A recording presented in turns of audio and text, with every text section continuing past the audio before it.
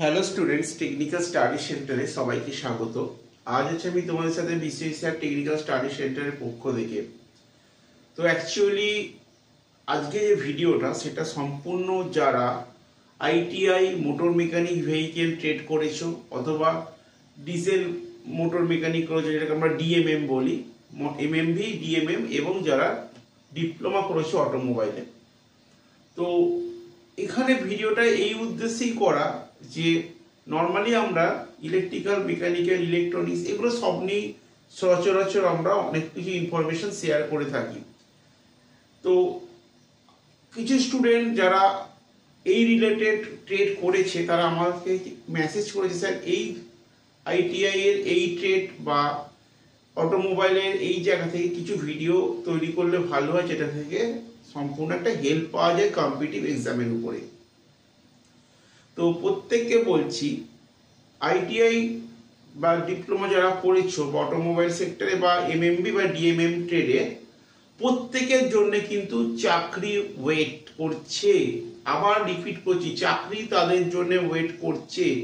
কারণ automobile sector এমন একটা জায়গা যেখানে কিন্তু চাকরির অভাব নেই, শুধু তোমাকে সঠিক ওয়েতে সেই জায়গায় পৌঁছাতে হবে।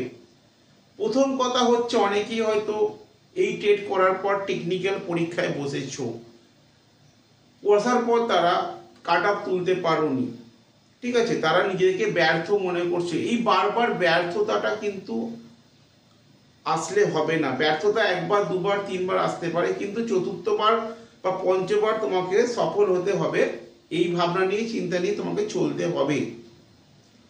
আর এটা ভেবে রাখো, কোনো পরীক্ষায় 2 থেকে 3 বার অসফল হওয়া বা কাট অফ না তুলতে পারা মানে এই নয় যে তোমার মধ্যে সেই যোগ্যতা নেই যে সরকারি চাকরি পাবার, বা তোমার মধ্যে সেই এবিলিটি বা তুমি যেটা ভাবছো যে আমি পারবো না বা আমার মধ্যে যোগ্যতা নেই, এইভাবে নিজেকে দুঃখ না দিয়ে তোমাদের কিন্তু সম্পূর্ণ সামনের দিকে এগোতে হবে, ঠিক আছে।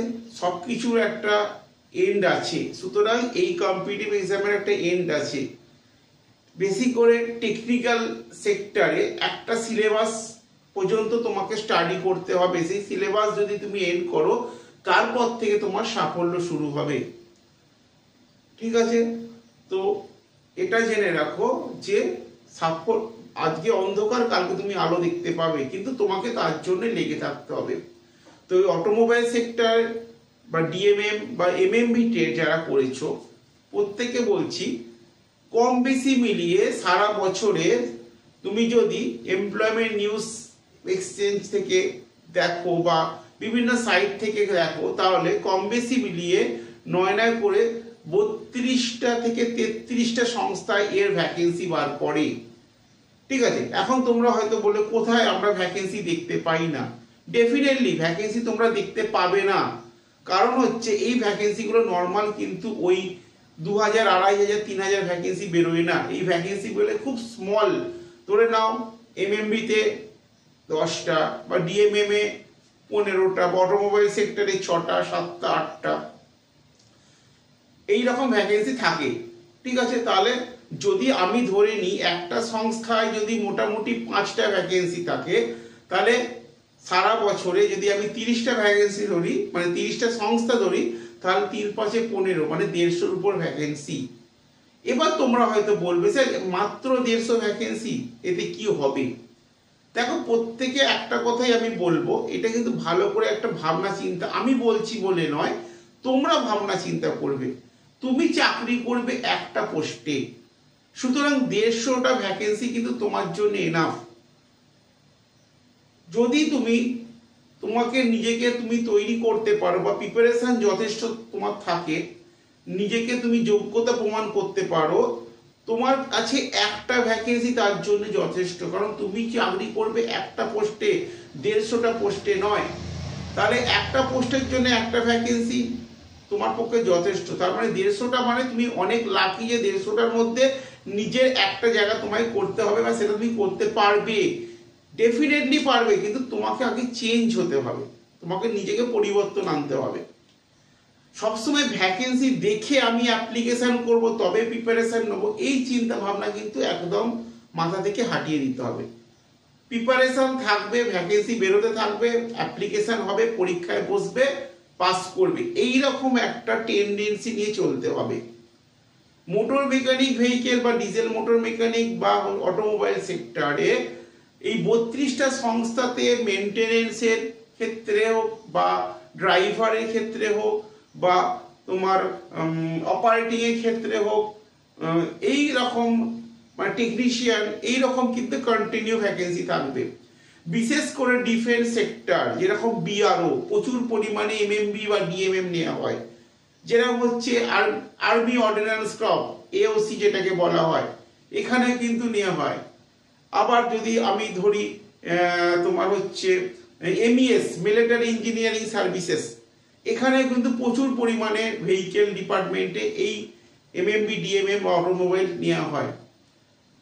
তাহলে এত যখন ভ্যাকেন্সি বেরোয়, তাহলে সুতরাং ডেফিনেটলি তোমাদের উচিত এই ভ্যাকেন্সিগুলোকে কভার আপ করা। সবসময় বেশি ভ্যাকেন্সি হলেই চাকরি হবে, কম হলে হবে না, এই কিন্তু চিন্তা ভাবনাটা বদলাতে হবে। ঠিক আছে, এবার আসা যাক সিলেবাসে। দেখো, পরীক্ষা তো হতেই থাকবে, অ্যাপ্লিকেশন বেরোতেই থাকবে, তুমি নিজেকে আপডেট করবে কিভাবে আর কোন জায়গাটা পড়লে তোমার সামনাসামনি এক্সামকে তুমি কভার আপ করতে পারবে। ম্যাক্সিমাম স্টুডেন্ট যারা আছে ডিএমএম বা ডিজেল মেকানিক বা মোটর মেকানিক ভেহিকেল থেকে, তারা অনেকেই চায় রেলের টেকনিশিয়ান গ্রেডে চাকরি করবো। খুব ভালো কথা, খুব ভালো কথা যে টেকনিশিয়ান গ্রেডে চাকরি করব। আবার এখানে একটা জিনিস বুঝতে হবে, রেলের টেকনিশিয়ান গ্রেড 3-তে চাকরি করতে হলে সেখানে কোশ্চেন তোমার টেকনিক্যাল হবে না, নন টেকনিক্যাল হবে। তাহলে তোমাকে সিবিটি 1টা স্ট্রং হতে হবে। তাহলে এই যে প্ল্যানিং, আমি টেকনিক্যাল কিন্তু আমার নন টেকনিক্যাল স্ট্রং হতে হবে, অথবা আমি টেকনিক্যাল আমাকে নন টেকনিক্যাল প্লাস টেকনিক্যালে এফিসিয়েন্সি থাকতে হবে। সুতরাং একটা চাকরির উপর সারা বছর ডিপেন্ড না করে মাল্টিপ্লাই করতে হবে। ঠিক আছে, তাহলে তোমাকে অনেকগুলোতে অ্যাপ্লিকেশন করতে হবে এবং সেখানে পরপর সিস্টেমে যেতে হবে। একটা ভেহিকেল বা অটোমোবাইল সেক্টরে তার ইনভেনশন মানে কোশ্চেন কোথা থেকে অ্যারাইজ হবে, একটা ইনভেনশন ফাউন্ডেশন থেকে স্টার্ট করে তার অ্যাপ্লিকেশন, পার্টস, ইউটিলাইজেশন, প্রিন্সিপাল, ঠিক আছে, ইচ অফ এভরিথিং তোমাকে জানতে হবে। ঠিক আছে, যেরকম যদি আমি গাড়ি ধরি, গাড়ির হেড কি? ইঞ্জিন। ইঞ্জিন সম্বন্ধে সম্পূর্ণ নলেজ ক্লিয়ার থাকতে হবে। ঠিক আছে, ইঞ্জিনের ভাগ, কোন ইঞ্জিন কোথায় ইউজ করি, ইঞ্জিনের এফিসিয়েন্সি কত, কত হর্স পাওয়ার কি ইউজ করব, বিটিইউ কত থাকবে, চেসিস কি রকম ধরনের হবে, স্পার্কিং কি রকম হবে, ইগনিশন কি থাকবে, এই জিনিস ছোট ছোট জিনিসগুলো যদি তুমি জেনে যাও সিস্টেমেটিক, তাহলে কোনো টিচারের সাধ্য নেই বা কোনো এক্সামিনারের সাধ্য নেই তোমাকে কম্পিটিশন পরীক্ষায় হারাতে পারে। তুমি যেমন হোক কাট অফ তুলে আসতে পারবে, কিন্তু তোমাকে এই লেভেলের কোশ্চেনগুলোকে জানতে হবে। তার মানে এই নয় যে জানার জন্য তুমি আবার 8-10 ঘন্টা সারাদিন ধরে পড়বে, তাও নয়, তোমাকে একটা টাইমিং ধরে এগোতে হবে।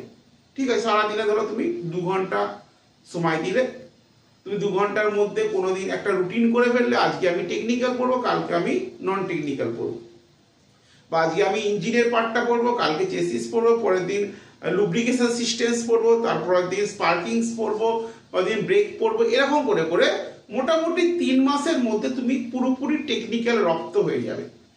যখন তোমার টেকনিক্যাল জ্ঞানটা চলে আসবে তোমার ট্রেডের উপরে, সেলফ ট্রেডের উপরে, তখন তোমার কাছে ওই একটা পরীক্ষায় 1টা সিট বা 10টা সিট কোনো ব্যাপার নয়, শুধু পরীক্ষাটা হওয়ার অপেক্ষা, রেজাল্ট তুমি নিজে পেয়ে যাবে। এবার তুমি কি করে বুঝবে যে তোমার প্রিপারেশন ঠিকঠাক হচ্ছে কিনা? তুমি পার ডে 1.5-2 ঘন্টা সেট আপ করে নিয়েছো, কি করে বুঝবে? তখন তোমাকে বাড়িতে কিন্তু as per system mock test বসতে হবে। মক টেস্টগুলো যেন এমনই রিলেটেড হয় যাতে তুমি যে মক টেস্ট বাড়িতে করছো সেটাই যেন পরীক্ষায় ওখানে পড়বে। আর মক টেস্ট দিতে দিতে এমন একটা হ্যাবিচুয়াল হয়ে যাবে, যখন তুমি 2-3 মাস পর ফাইনাল পরীক্ষায় বসবে তখন তোমার যেন মনে না হয় এটা আমি ফাইনালে বসছি, কারণ অলরেডি তুমি মক টেস্ট বাড়িতে দিয়ে দিয়ে দিয়ে তোমার মক টেস্টটা একটা ফাইনাল টেস্টে পরিণত হয়েছে।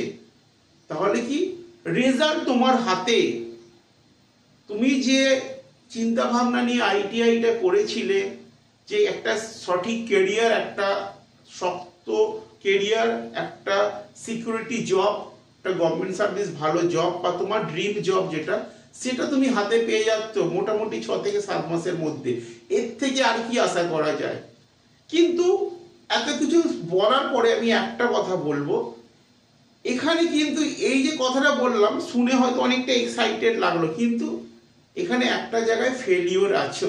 সেটা কি? ফেলিওরটা হচ্ছে এই সিস্টেমটাই কিন্তু ম্যাক্সিমাম স্টুডেন্ট ফলো করতে পারে না। 1 মাস 2 মাস ফলো করার পর সে কি করে, সে সিস্টেম ব্রেক করে এবং পুনরায় আগের অবস্থায় ফিরে যায়।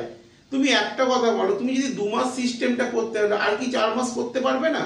যদি টেনে টুনে 6টা মাস এই সিস্টেমে যেতে পারো, তোমার 6টা মাসের পর 7 মাসের মাথায় তোমার জন্য জব ওয়েট করছে।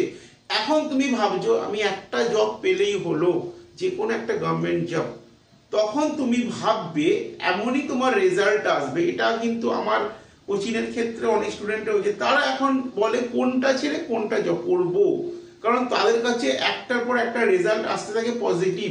হয়তো সারা বছরেতে 10টা এক্সাম দিয়ে তার মধ্যে গেল 3টে পরীক্ষা এসে একটার পর একটা জয়নিং লেটার ঢুকতে শুরু করলো, তখনই পাজেলড হয়ে যাবে। সুতরাং এখন তুমি জবের পেছনে ছুটছো, জব তখন তোমার পিছনে ছুটবে। সুতরাং তোমাকে সেই জায়গাটা তৈরি করে ফেলতে হবে উইদিন 6 মান্থের মধ্যে।